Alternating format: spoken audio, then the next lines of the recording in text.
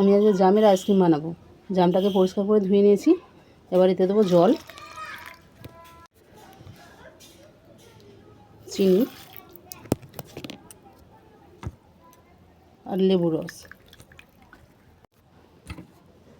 এটা আমি ভালো করে চটকে ছেঁকে নেব।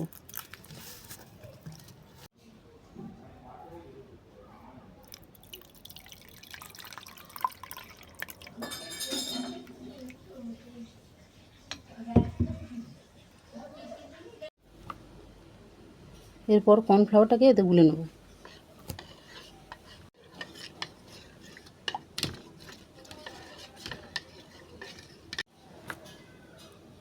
আইসক্রিম বোলের মধ্যে ঢেলে 7 ঘন্টা আমি ভিজে রাখবো।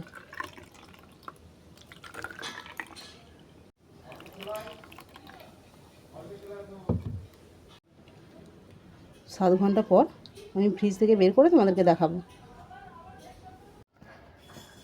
7 ঘন্টা হয়ে গেছে। আমি জামের আইসক্রিমগুলো ফ্রিজে বসিয়েছিলাম, ফ্রিজ থেকে বের করে নিয়ে এসেছি।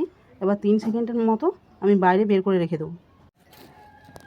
3 সেকেন্ড হয়ে গেছে। আমি এবার আইসক্রিমগুলো তুলে দেখাচ্ছি।